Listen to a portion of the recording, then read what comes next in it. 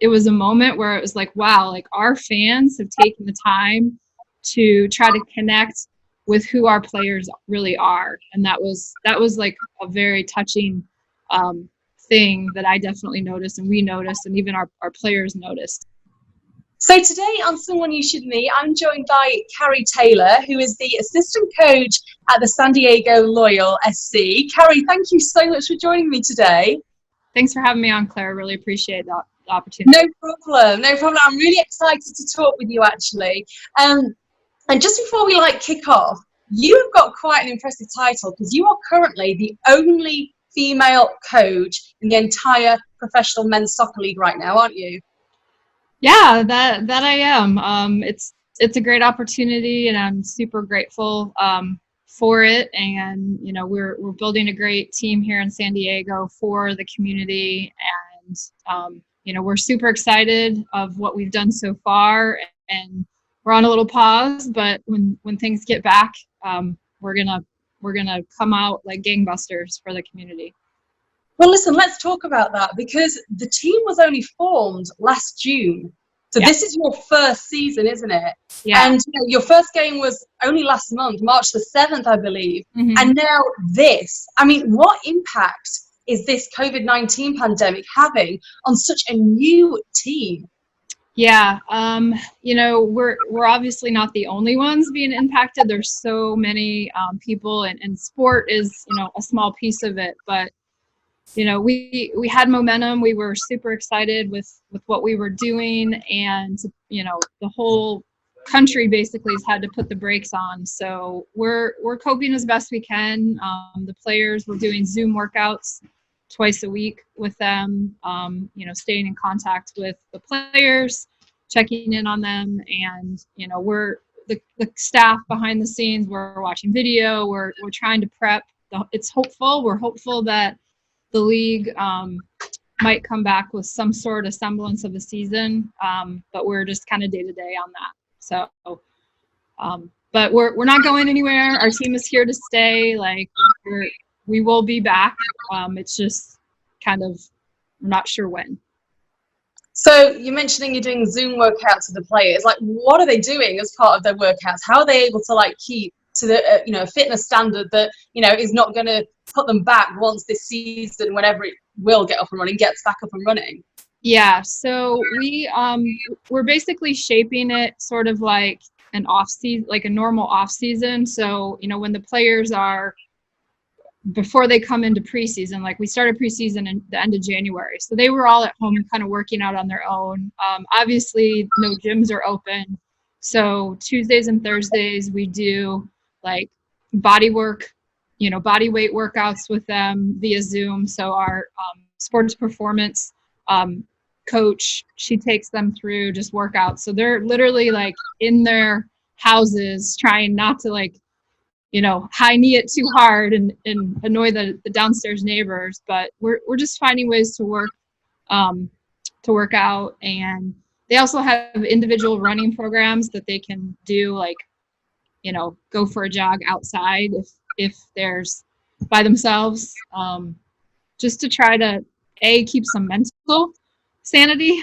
The players are used to working out. The coaches are used to preparing the team for games. So just trying to be as normal as possible.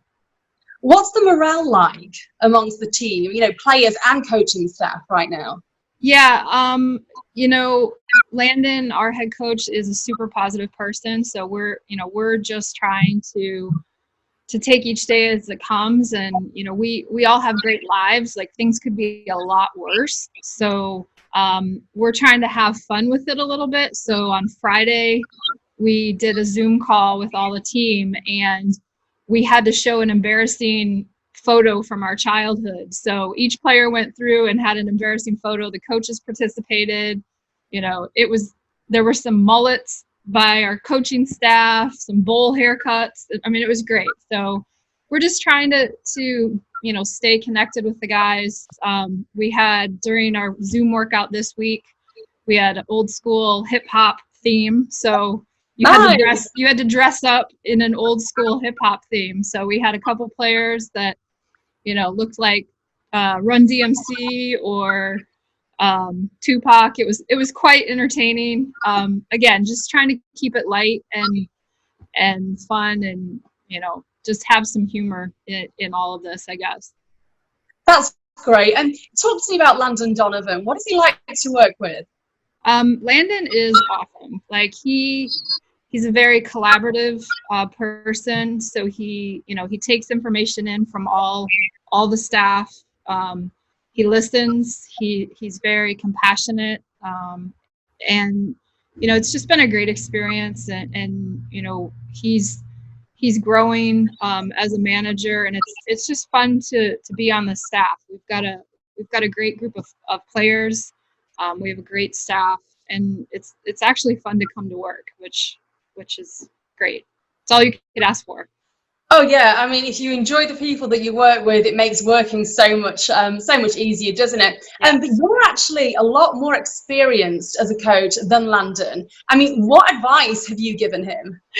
Well, that might be because I'm older, but Oh no, not just because of that. I've read your resume. Yeah. You're a very experienced coach, Carrie. But what advice have you brought to the table? Yeah, I think that I've coached at many different levels. I've coached within the youth club system, high school, women's programs, college programs. So I just try to use all of that experience to serve the team as best I can. So like Landon will text Nate, our other assistant, and myself, and say, hey, what do you think about this player? And then Nate will go watch him, I'll go watch him, and we'll send our comments through independently, so that we don't kind of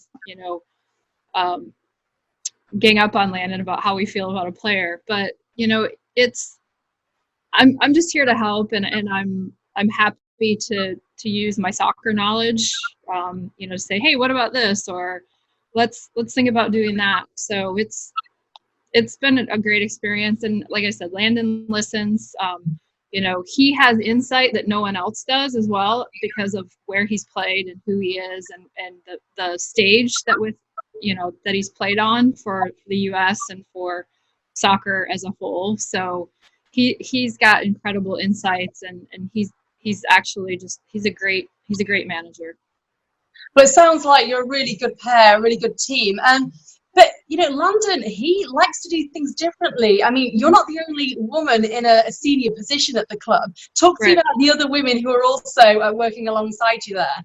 Yeah, so it's awesome that Landon has given all of us an opportunity, and we're not being handed anything. Anne Marie and Britt, who run our sports performance and athletic training, they worked with the San Diego Soccer. So when Landon came out of retirement and played indoor soccer last year, he got to know both of them, and is like, they're as qualified and as good as anyone. So he wanted to bring them in. Shannon McMillan, who's won a World Cup and has an Olympic gold medal, she's an advisor to the team, and she's doing a lot of stuff within the youth club system. She's a club director here in San Diego and from San Diego. So to Landon, it's about bringing in good people, and Nate and Matt Nate's our other assistant coach, and Matt's our goalkeeper coach. It's about giving opportunities to quality people, and we all bring strength to the table.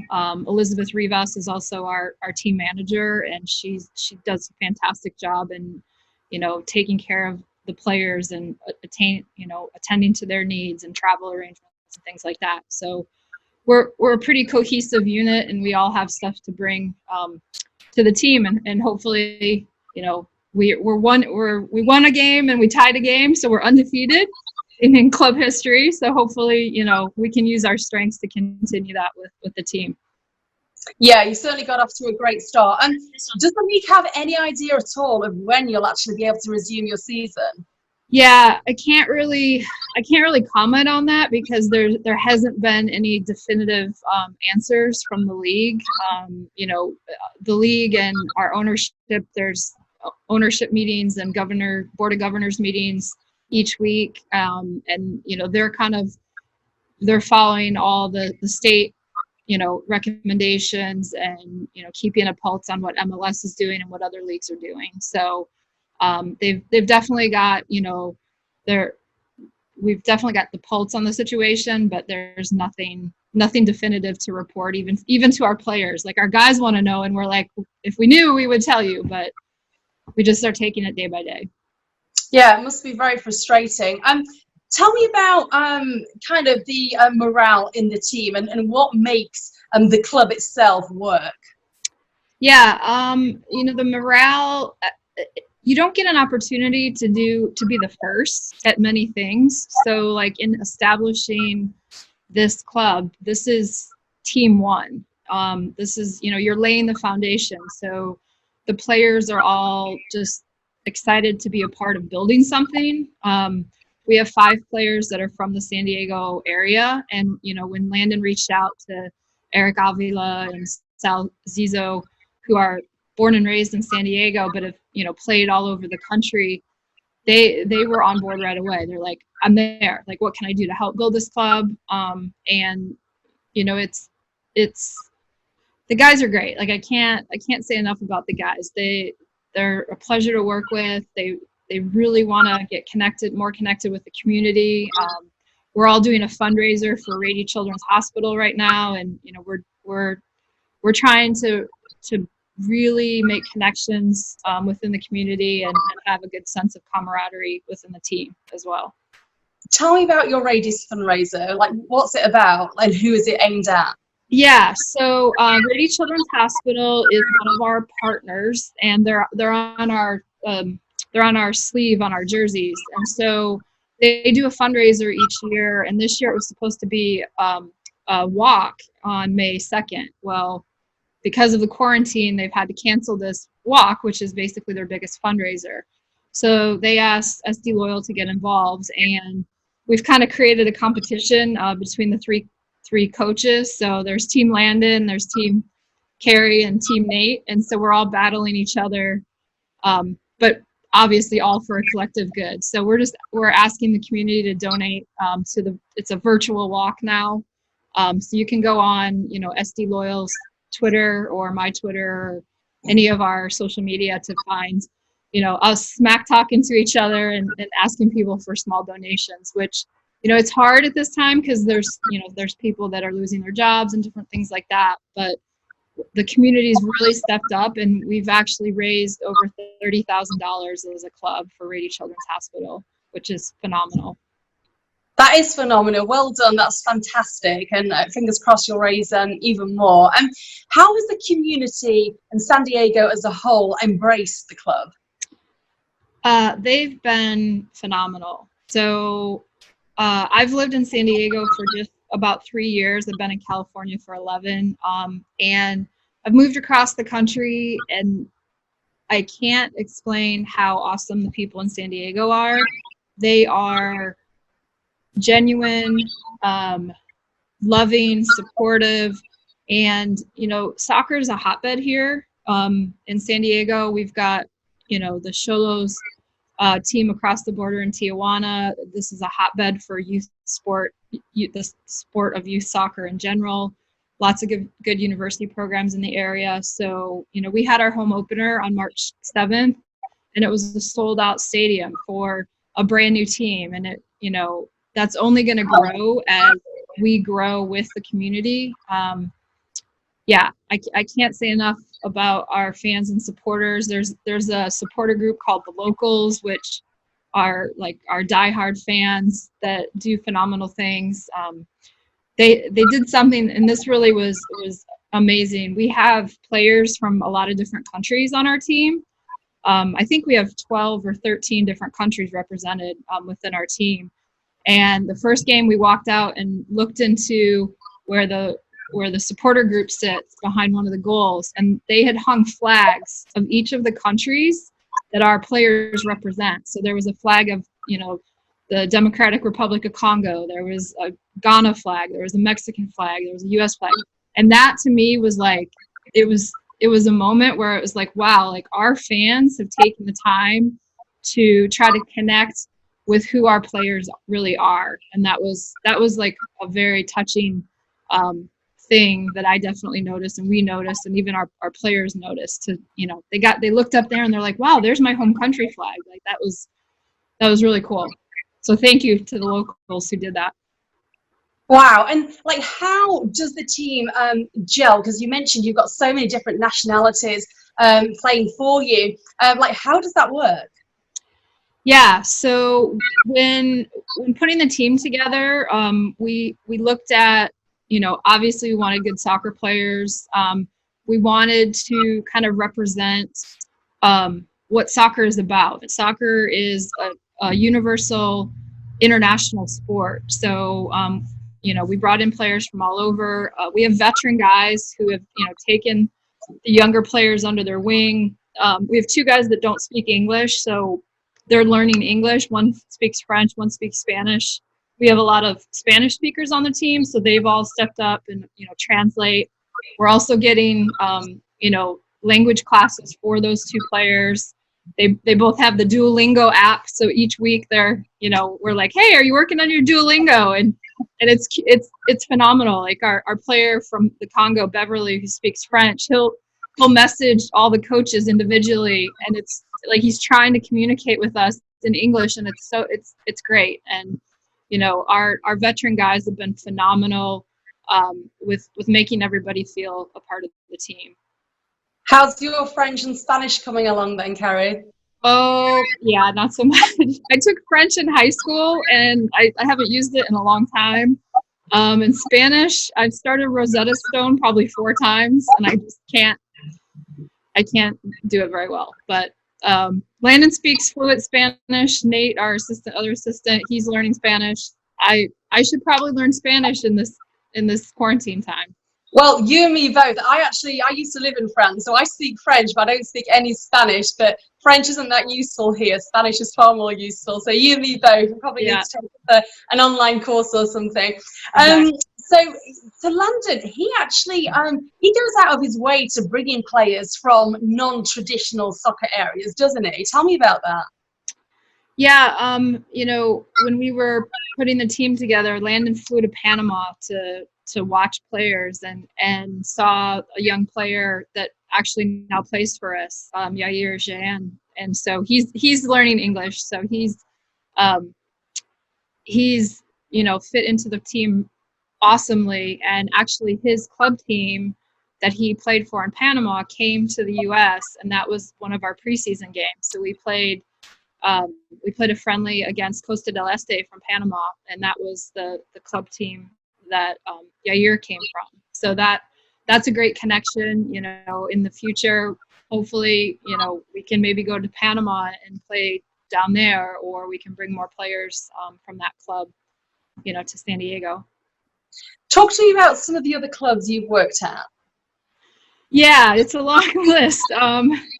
I decided that I wanted to be a soccer coach like my senior year of college, and I decided not to go to medical school, and my dad wasn't too keen on that. So I coached, out of college in Ann Arbor, and then moved to Philadelphia and worked at Temple University.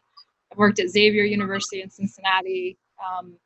Coached high school. After I left Xavier, I decided, maybe I'll use my undergrad degree, and I taught high school biology for 4 years and coached high school. So had a lot of different, stops along the way.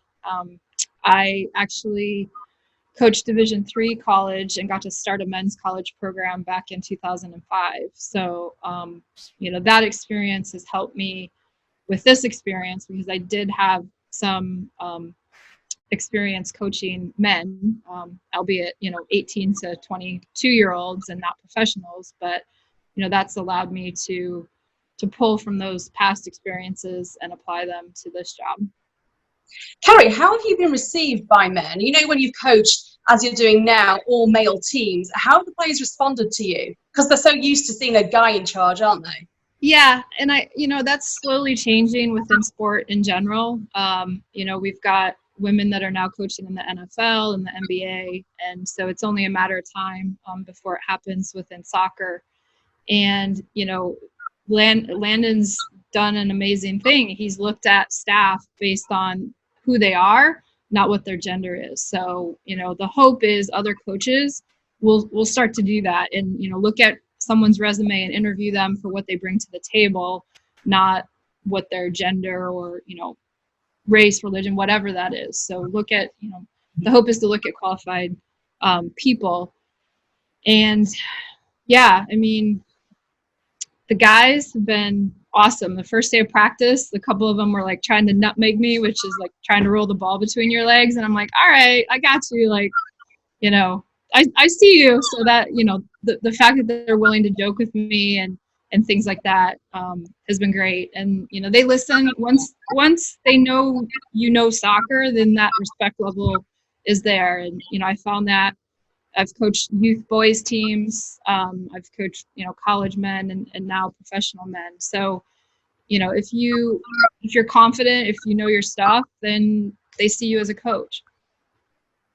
As it should be, and hopefully that's going to be across the board in whatever career a woman decides to go into. But like, what are the differences between coaching like men and women's soccer?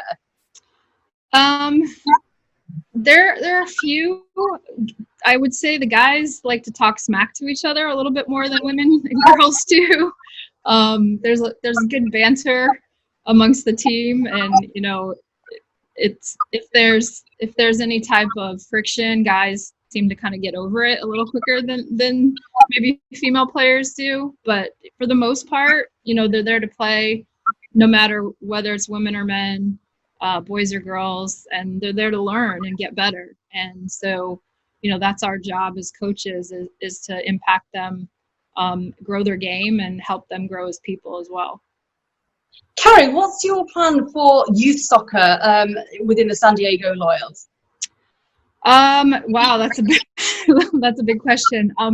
Honestly, right now we're just trying to focus on building the best team that we can, and we're still in year one, and there will be growth within the franchise as we progress year to year. And we've talked internally that right now I can't really say what the future looks like. We're just trying to put our stamp and get our solid feet on the ground with our men's first team for now. But we're going to be here a long time, so there'll be fun stuff to roll out later on. Well, talk to me about your future plans. I mean, what was your expectation for your very first season as a team? We wanted to play entertaining soccer for our fans. We want to, obviously win, but do it the right way and play within our game principles. We set some internal goals within the team that the team, wanted to agree upon and commit to.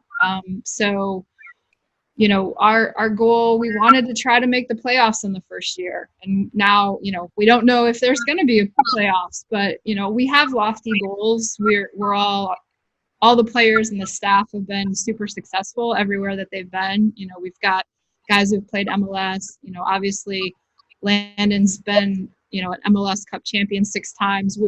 We all have that competitive, like, winning mentality. So we will be successful. We will win, but we want to do it the right way and not sacrifice, the small things for trophies. We want to enjoy the journey and do it the right way as we go.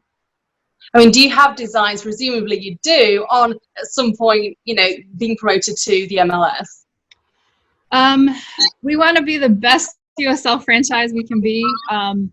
There was a project before SD Loyal where we were trying, some of us, Landon, myself, Shannon, a couple people on the staff, were trying to bring MLS soccer to San Diego, and that didn't happen. And sometimes one door closes and a better one opens, or a different one opens. So if that happens down the road, that's going to be down the road. But our goals are to be the best USL franchise that we can, and if the opportunity to MLS comes up, then that's something that we'll look at down the road.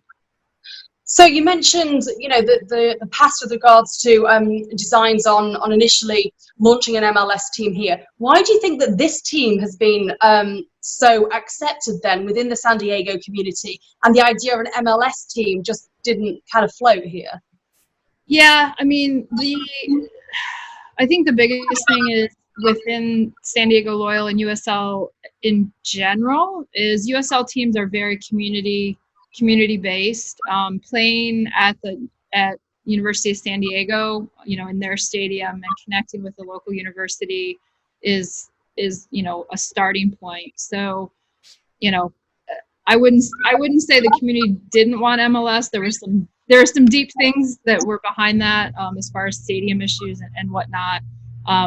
But San Diego is a soccer city, and it's a hotbed.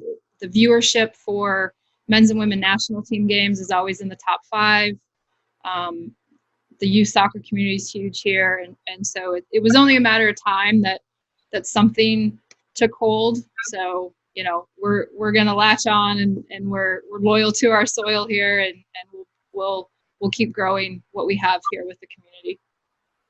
I mean, it must just be so exciting for all the staff involved being part of a brand new soccer team. There aren't many people that can say that they played for the first team or were part of the first team. So obviously you'll be creating your own traditions as a club. But what soccer traditions do you bring to the table from all your years in the game? Yeah, that's a good question. So we talk about Team One, and so on the back of our jerseys it says Team One, and that is a borrowed kind of tradition. The University of Michigan, and I went to the University of Michigan, but they number all of their teams. So like the football team is like Team 130 something, and so when I was at Michigan, I got to help start the women's soccer program there. So I played on a Team One, and that's something that I kind of shared with Landon, and we talked to marketing, and it just kind of took hold. But we also connect with that. So one thing that we do within our team is let the guys know that they're building the foundation and they are a part of Team One, and like it's built on their shoulders and in their blood and sweat and sometimes tears. So what we do each week is we give a physical brick to a player who kind of exemplifies our core values and who is helping to lay the foundation of Team One. And we present it on Tuesday of every practice week. Obviously, we're not really doing that physically now, but we're taking notes on who's doing that in the quarantine. And they get to take the brick and put it anywhere around our training field. So like each one of us started with a brick. So like the first week of practice, each one of us got a brick and we set it down. And now, the team member, and it can be a coach, it could be our medical staff, it can be a player who can, be the bricklayer of the foundation of Team One. So that's something like behind the scenes that we're doing to kind of solidify our core values and celebrate, building the foundation. I love it. It sounds like team spirit is very much alive and well, which is great to hear, especially in these times.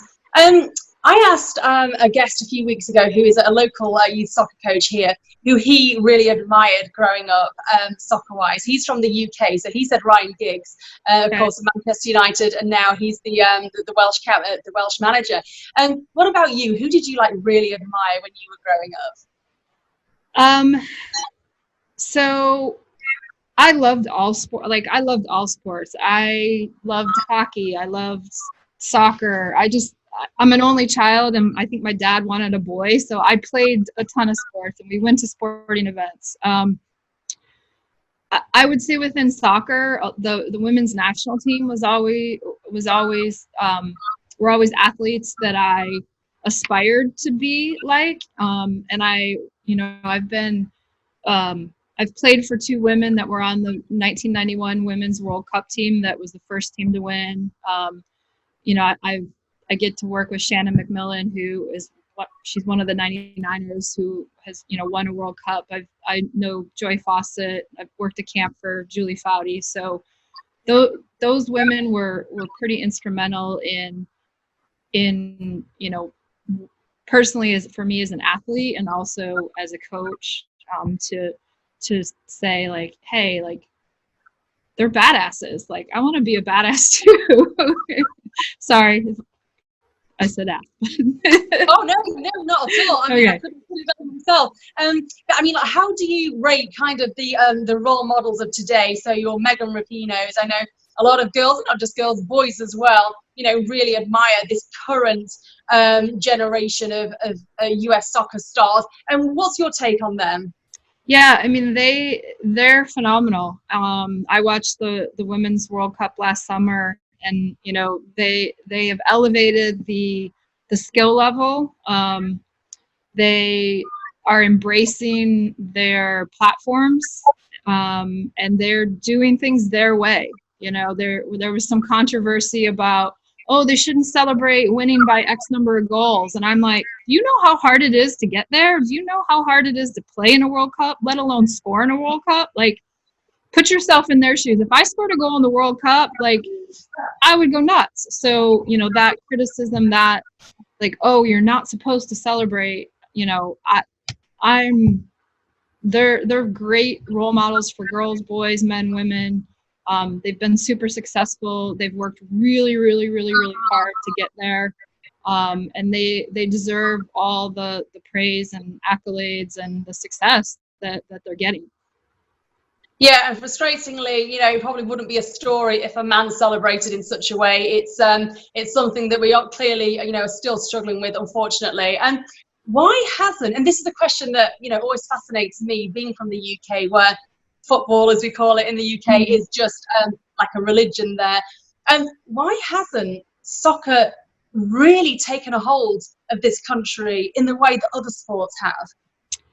I think it's that's a good question. I think it's still taking time, and it's still going to take time. So like I'm in my 40s, and I've come through the where you couldn't even watch soccer on TV barely, and then you know I've come through this you know the birth of a lot of women's college soccer programs. So I feel like the 20 somethings, when they get to be 40, you know, women's sport and you know the sport in general will continue to catch on. So you know MLS on the men's side has grown like exponentially since it started. The quality, you know, the money involved, the players, you know, the NWSL, the women's pro team has seemed to catch on finally, and seems, you know, like it's a stable league now, and that's only going to continue to grow. And you know, the hope is that viewership increases, sponsorships. You know, soccer is a sport you can play your whole life too, and you know, there's leagues of people in their 60s that go to tournaments in Vegas and things like that. That it's a game that anyone can play anywhere, anytime, without a lot of equipment or anything. So it's going to get there, and it's getting there. It just has to play catch up. You know, it's not as old here as baseball and American football and things like that. So it's getting there, just slow. Yeah, I mean, you mentioned during your first game, it was a sellout. You had, you know, all the seats were sold, and fans are obviously packing the stadium, which is great. How do you keep the fans entertained, though? The fans, entertained is probably the wrong words, but the fans engaged, particularly over this period here where they're not able to go and watch anything. How do you retain them? Yeah, so that's a good question, and we were talking about it yesterday a little bit. We the players did videos for all of our season ticket holders, so we sent out videos to all of our season ticket holders. We're gonna try to have some fun and, you know, different things. We're talking about maybe having Zoom meetings with fans just to do some question and answers and things like that. You know, connecting on social media, just trying to you know, make sure to tell people like, we're thinking of you, we're gonna be back, you know, we're gonna have a opening night 2.0 at some point where we can, you know, people are gonna want to be hungry to get back out there, and whether our game might start up behind closed doors and it's just even on TV, like, you know, and people can have virtual watch parties or something like that. You know, we know our fans are out there, and we're trying hard to stay connected, and you know, we're not forgetting about them, and hopefully they don't forget about us. So when we do get back, that we'll feel that spirit and that energy from our fan base. Carrie, how expensive are season tickets, by the way? You know what? I don't even know because I'm on the soccer side and I'm on the field side. I have no idea. You can go to our website and check that out. I know there's different pricing based on where you sit, but I don't want to misquote it at all. So you can go to sdloyal.com and check out our website. Perfect. I mean, can we like watch you practice or anything? Or I mean, I guess obviously practices aren't happening right now; they're happening virtually. But once this is kind of, once we're back to normal, whatever that will look like, where do you normally practice? We practice at the Chula Vista Elite Training Facility. We've had some kind of open houses for different branches of fans. We did something for our season ticket holders. We've had some local club directors come in. But yeah, I mean, we'll more than likely get creative on what we can do. When and if we get back on the field for this season, who knows? We might be able to live stream some practices or something for our fan base. That would be great. I bet fans would love that if they could just kind of, see something, watch you guys, even if it's from a virtual distance. That would be great. So, Carrie, just remind us, how can we support you in your Radies fundraiser? Yeah, thanks for asking. You can do it a couple different ways. So you can go to my Twitter, which is CT_SD Loyal. It's all over my Twitter. You can also go to San Diego Loyal on Twitter, Instagram, and there's information on there. So you can donate to my team or Landon's team or Nate's team, but all the money goes to help Rady Children's Hospital. So we're a proud partner and really appreciate all the community support for this initiative. Fantastic. Although Team Carrie needs some extra love, so let's support Team Carrie. Thank you. No problem. Well, listen, Carrie, it's been an absolute pleasure speaking with you, and I'd love to get you back on the show in a few months when, I'm losing my earbud, when all this craziness is over and we can have a chat again about your season. And I also want you to talk to us about Flint, Michigan, which is where you're from originally, and so there's lots of good stuff I'd like to talk to you about in more detail. But thanks again for chatting with me today. Fingers crossed you'll be back out on the pitch playing in front of a crowd in the not too distant future. Sounds great. Thanks again for having me on, and anytime. Happy to talk about soccer and SD Loyal. Perfect. Thanks so much, Carrie. All the best. Thanks. Bye. Thanks. Bye.